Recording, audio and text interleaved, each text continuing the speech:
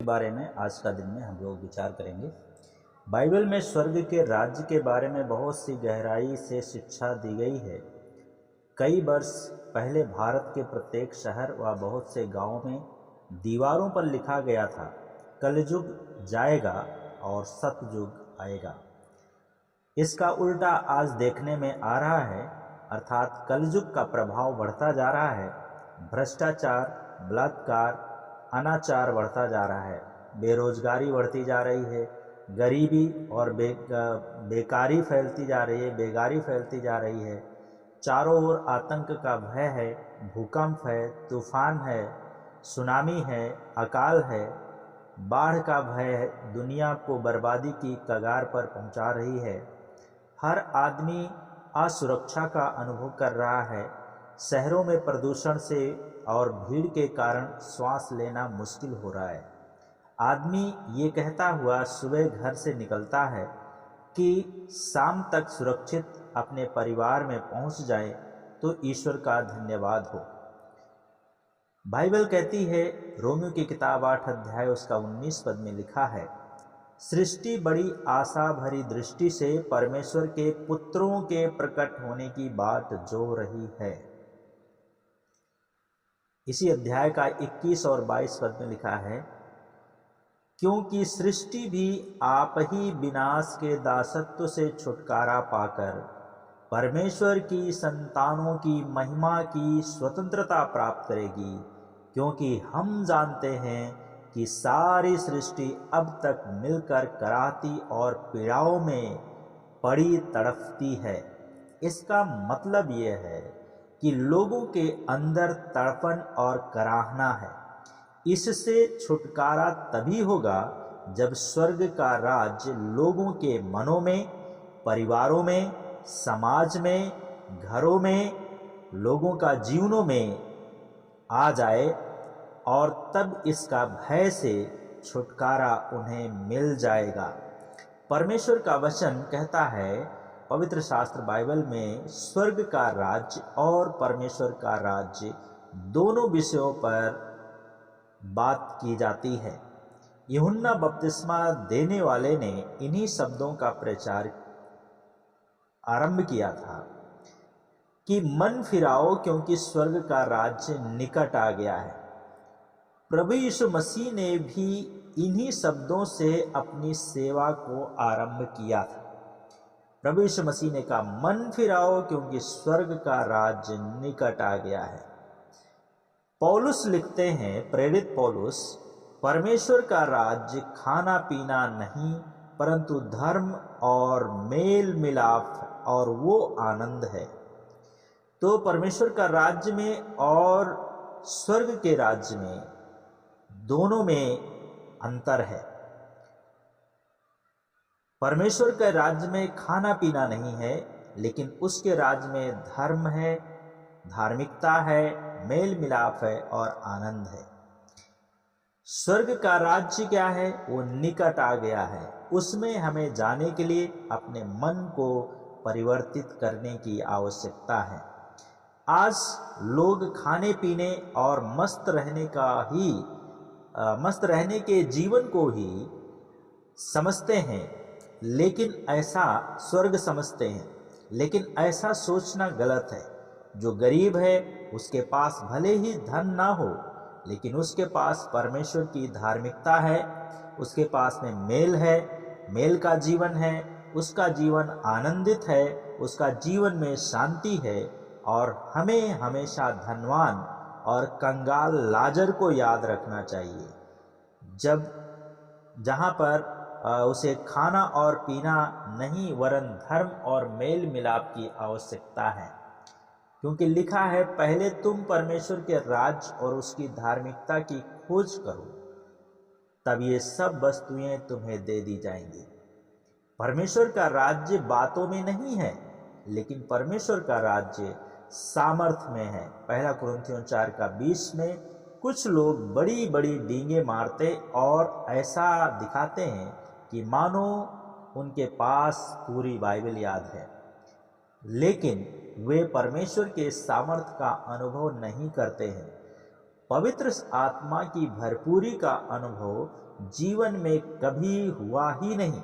इसलिए पौलुस लिखता है, सिर्फ कोरी बातों में परमेश्वर का राज्य नहीं है, लेकिन परमेश्वर का राज्य सामर्थ्य का अनुभव करना है। मुझे ये शब्द बहुत ही प्रेरणादायक लगते हैं और मैं उसको और उसके मृत्युंजय की सामर्थ्य को और उसके साथ दुखों में सहभागी होने के मर्म को जानूं। फिलिपियों की किताब 3:10 में हमें परमेश्वर के मृत्युंजय की सामर्थ्य को और उसके दुख में सहभागी होने के मर्म को, रहस्य को जानना है। प्रभु यीशु मसीह ने अलग अलग रूपक देकर, अलग अलग उपमा देकर के स्वर्ग के राज्य की शिक्षा दी है।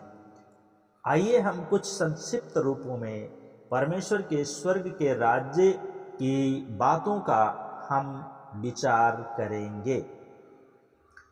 पहला है, स्वर्गीय राज्य मनुष्य के समान है। मत्ती की किताब 13 अध्याय और उसका 24 से 30 पद को जब हम लोग पढ़ते हैं तो वहाँ पे प्रभु यीशु मसीह ने कई एक बातों को सिखाया और समझाया है। मत्ती की किताब उसका 13 अध्याय और उसका 24 से 30 पद, यहाँ पे लिखा है कि उसने एक और दृष्टांत कहा, स्वर्ग के राज्य की तुलना उस मनुष्य से की जा सकती है जिसने अपने खेत में अच्छा बीज बोया, परंतु जब लोग सो रहे थे तब उसका शत्रु आया और गेहूं के बीच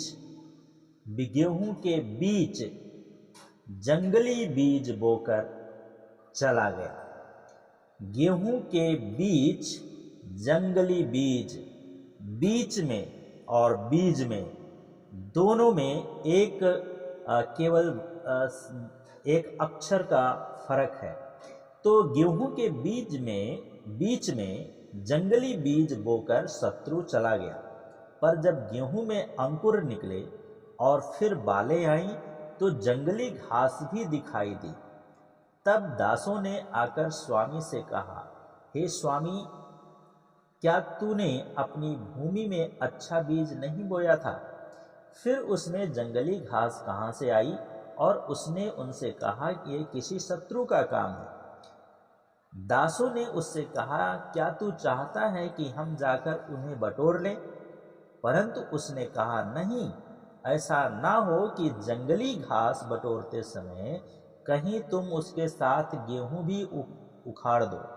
कटनी तक दोनों को एक साथ बढ़ने दो, और कटनी के समय मैं काटने वालों से कहूँगा, पहले जंगली घास बटोर कर जलाने के लिए उसके गट्ठे बांध लो, परंतु गेहूं को मेरे खलिहान में एकत्रित करो। अब यहाँ हम देखते हैं कि गेहूं के बीच जंगली बीज जो है बोकर शत्रु चला गया। यहाँ जो शिक्षा हमें मिलती है वो ये है, वो बहुत ही चुनौतीपूर्ण है। परमेश्वर का दास खरा और चुनौतीपूर्ण वचन सुनाता है और या कहे कि बोता है परमेश्वर के वचन को। बोने के पश्चात वह निश्चिंत हो जाता है। उसे यह भी ध्यान रखना होगा कि कोई चुपके से जंगली दाने तो नहीं बो रहा है। इससे कलीसिया में शुद्धता नहीं होगी। यदि ऐसी बात है तो हमें सावधान होने की आवश्यकता है। शरीर के जिस भाग में कैंसर होता है, उदाहरण के लिए, वो भाग चाहे जितना भी महत्वपूर्ण क्यों ना हो, उसे हम काट कर हटाना ही पड़ता है या हटवाना ही पड़ता है, ताकि ये पूरे शरीर में ना फैल जाए। हमें अपने व्यक्तिगत जीवन में, अपने परिवार में, अपनी कलीसिया का अवलोकन करना है कि शैतान गलत बातें तो नहीं ला रहा है हमारे परिवार में, हमारे घर में, हमारे कलीसिया में। ऐसी स्थिति में प्रभु से हमें प्रार्थना करना है और उसकी सहायता की आवश्यकता है हमें, तभी हम स्वर्ग का राज्य स्थापित अपने जीवन में कर पाएंगे। और जब तक हम परमेश्वर के स्वर्ग के राज्य को हम नहीं स्थापित करेंगे अपने जीवन में, तो दूसरा हमारा जीवन में नहीं कर सकता है। दूसरी बात है स्वर्गीय राज्य के बारे में, दूसरी बात है स्वर्ग का राज्य राई के दाने के समान है। तो स्वर्ग का राज्य राई के दाने के समान है, जिसे किसी मनुष्य ने लेकर अपने खेत में बो दिया। जब मत्ती 13 अध्याय उसका 31 और 32 पद पढ़ते हैं तो वहां पे लिखा है, उसने एक और दृष्टांत देकर उनसे कहा, मतलब यीशु मसीह ने अपने चेलों से एक दृष्टांत और देकर के कहा, क्या कहा? स्वर्ग का राज्य राई के दाने के समान है, जिसे एक मनुष्य ने लेकर अपने खेत में बो दिया, और यह अन्य सब दानों से छोटा होता है, लेकिन पूर्णतः बढ़कर बगीचे के सब पौधों से बड़ा हो जाता है और ऐसा वृक्ष बन जाता है कि आकाश के पक्षी आकर उसकी डालियों पर बसेरा करते हैं। तो यहाँ पर हम देखते हैं कि स्वर्गीय राज्य की जो तुलना प्रभु यीशु मसीह ने बताई वो एक राई के दाने से बताया। राई का दाना सबसे छोटा होता है। प्रभु यीशु मसीह ने कहा, तुम्हारा विश्वास यदि राई के दाने के बराबर भी हो तो इस पहाड़ से कहो, समुद्र में डाल सकते हैं हम, या हम उसको अपने जीवन से खिसका सकते हैं। पहाड़ क्या है? हमारा जीवन में समस्या, हमारा घर की समस्या, हमारा व्यक्तिगत समस्या, हमारा नौकरी की समस्या, हमारा और अन्य कोई भी समस्या हो सकती है A to Z, हम उसको अपने जीवन से हटा सकते हैं अगर हमारे पास में राई के दाने के बराबर विश्वास है। हमारे देश में प्रभु का काम एक छोटे रूप में आरंभ हुआ। प्रभु का दास थोमा आए और उन्होंने प्रथम शताब्दी में सुसमाचार का प्रचार किया और प्रभु यीशु मसीह ने 12 चेले तैयार किए। फिर 12 से 70 और 70 से 120, अब अरबों की संख्या में हर जाति, संप्रदाय और धर्म के लोग प्रभु में आ रहे हैं और लोग थके होते हैं, लेकिन जब प्रभु यीशु मसीह के पास में आते हैं तो प्रभु यीशु मसीह उन्हें विश्राम देते हैं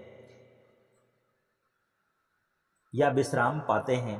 तो छोटा सा राई का दाना एक बड़ा पेड़ बन जाता है। हमारा विश्वास, हमारा जो जीवन है, एक बढ़ोतरी का कारण है, एक बढ़ते हुए चित्र का प्रतीक है। तो इसलिए स्वर्गीय राज्य जो है एक राई के दाने के समान है। तीसरी बात है, स्वर्गीय राज्य का जो चित्रण है वो स्वर्ग का राज्य एक खमीर के समान है। जब मत्ती की किताब उसका 13 अध्याय उसका 33 पद पढ़ते हैं तो हम पढ़ते हैं वहां पे कि स्वर्ग का राज्य खमीर के समान है, जिसको किसी स्त्री ने 3 पसेरी आटा में मिला दिया और होते होते वह सब खमीर हो गया। मत्ती 13 अध्याय उसका 33 पद। जब खमीर शब्द आता है तो कुछ प्रश्न खड़े होते हैं, क्योंकि प्रभु यीशु मसीह ने खमीर के प्रति सावधान रहने के लिए कहा और प्रभु यीशु मसीह ने कहा, देखो फरीसियों और हेरोदेस के खमीर से चौकस रहो। पौलुस भी कहता है, पुराना खमीर निकाल कर अपने आप को शुद्ध करो, पहला कुरिन्थियों 5 का 7 और 8 पद में। तो हमें अपने जीवन से पुराने खमीर को निकालना है ताकि हम प्रभु यीशु मसीह में बढ़ते जाएं।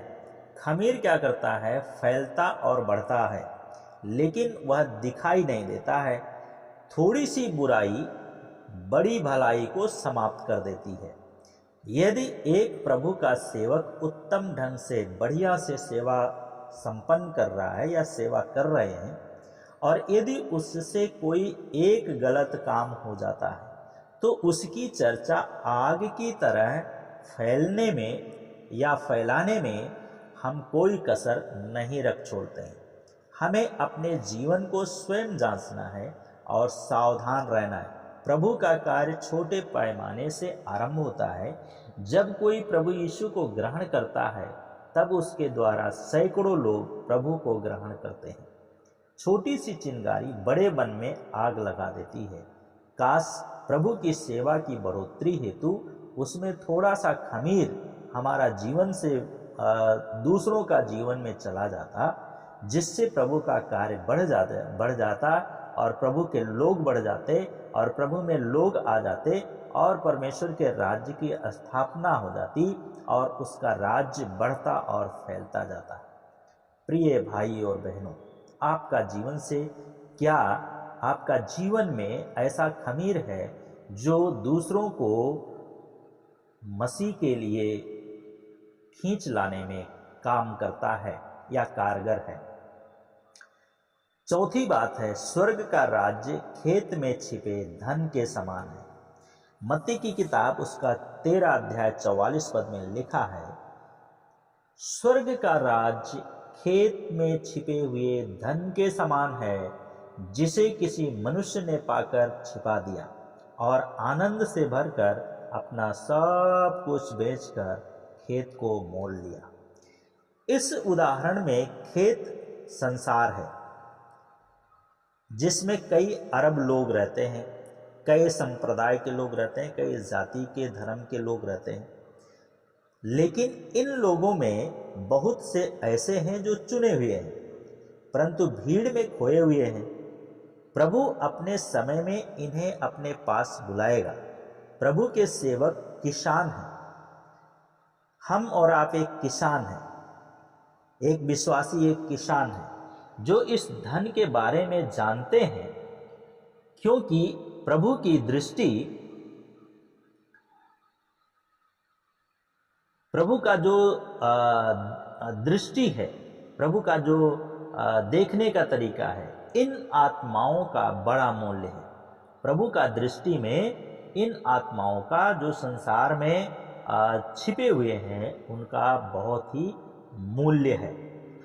अनेक सेवक और सेविकाएं, अनेक विश्वासी भाई बहन अपना सब कुछ बेच देते हैं, बलिदान कर देते हैं, अपना सब कुछ समर्पित कर देते हैं ताकि बहुत सी आत्माएं बचाई जाएं। आत्माओं को बचाने का बड़ा प्रतिफल है। आत्माओं को बचाने से ही स्वर्ग के राज्य का विस्तार होगा।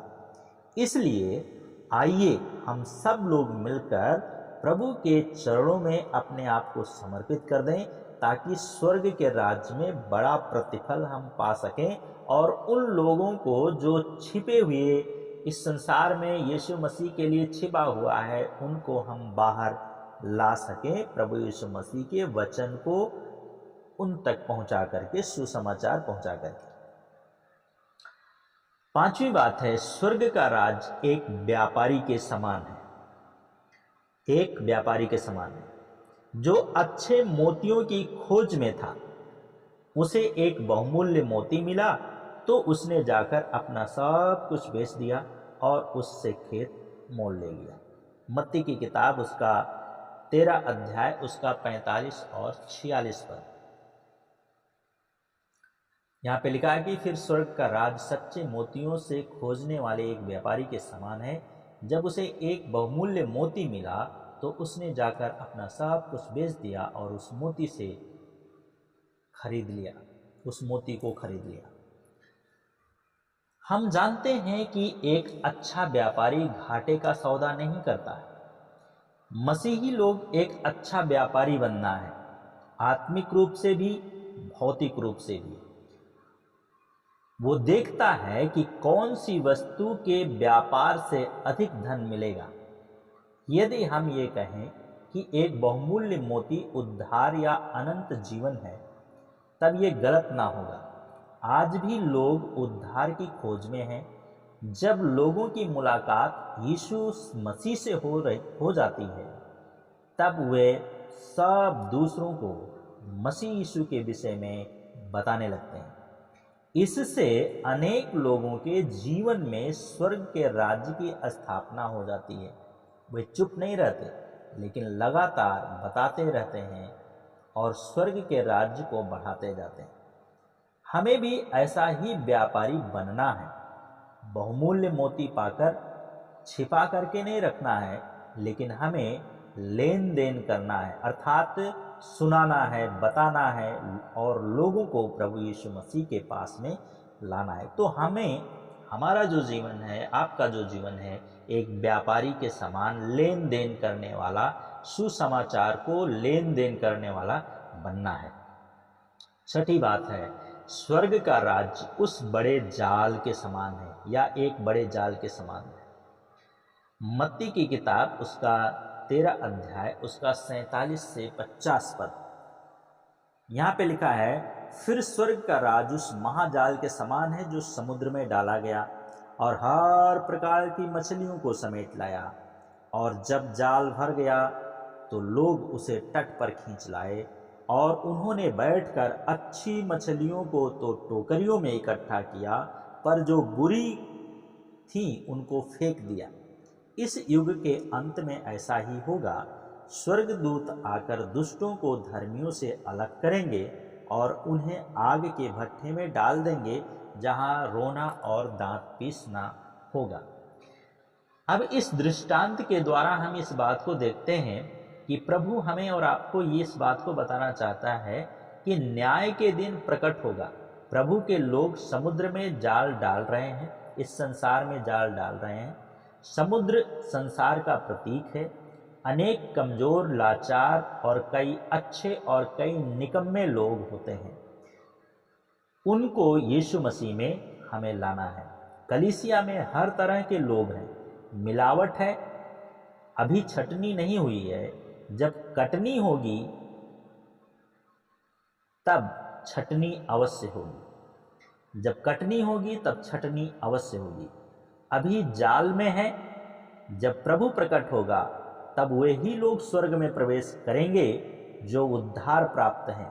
एक दिन ऐसा आएगा जब स्वर्गदूत आकर दुष्टों को धर्मियों से अलग करेंगे और उन्हें आग के कुंड में डालेंगे, जहां रोना और दांत पीसना होगा।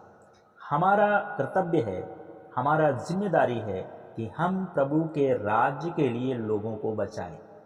आपका जो जिम्मेदारी है वो ये है कि आप प्रभु के राज्य के लिए लोगों को बचाएं। हमें अपने साधनों, वरदानों को समझदारी के साथ प्रयोग करना है। यदि आपको सेवा के लिए बुलाहट मिली है तभी आप सेवा में हाथ लगाएं, अन्यथा सेवा में अनेक गड़बड़ियां उत्पन्न होती हैं। इसलिए जिसको बुलाहट है वो सेवा करने के लिए सामने आए। तो इन बातों को देखा, स्वर्गीय राज्य के बारे में आज का दिन में हम देखा कि मनुष्य के समान है एक जो अच्छा बीज बोया। दूसरी बात, राई के दाने के समान है। तीसरी बात, खमीर के समान है। चौथी बात, खेत में छिपे धन के समान है। पांचवी बात, एक व्यापारी के समान है। और छठी बात हमने देखा, एक बड़े जाल के समान है। हमें स्वर्ग के राज्य के लिए प्रार्थना करना है। मत्ती 6:10 में हम प्रार्थना करते हैं, तेरा राज्य आए, तेरी इच्छा जैसे स्वर्ग में पूरी होती है वैसे इस पृथ्वी पर भी हो। अतः जब हम मसीह के साथ जिलाए गए हैं, यीशु मसीह हमारे लिए मारा गया, गाड़ा गया और तीसरे दिन मृतकों में से जी उठा हम सब के लिए, तो स्वर्गीय वस्तुओं की खोज में हम रहें, जहां प्रभु यीशु मसीह वर्तमान में और परमेश्वर के दाहिनी ओर बैठा है, और पृथ्वी पर की नहीं परंतु स्वर्गीय वस्तुओं पर हम ध्यान लगाएं। कुलुस्सियों की किताब 3 अध्याय 1 और 2 पद में। प्रिय भाइयों और बहनों, स्वर्ग के राज्य का प्रचार कीजिए ताकि परिवार और समाज और कलीसिया में विस्तार हो सके। उसकी खोज करें और उस पर ध्यान करें, तब प्रभु हमारा उपयोग करके हमें आशीषित करेंगे। परमेश्वर आपको आशीष दे। आइए प्रार्थना करें। हमारे पिता, आज का दिन के लिए धन्यवाद, इस समय के लिए धन्यवाद जो आपने दिया। आपकी स्तुति करते हैं, इस दिन को आपके हाथ में देते हैं। प्रार्थना करते हैं जब आपके वचन को, इस स्वर्गीय राज्य के बारे में लोग सुनते हैं, प्रभु उनके हृदय से आप बातें करें ताकि वे भी आपको खोज कर सकें और आपके राज्य में प्रवेश कर सकें। धन्यवाद के साथ प्रार्थना यीशु के नाम से मांगते हैं, आमीन।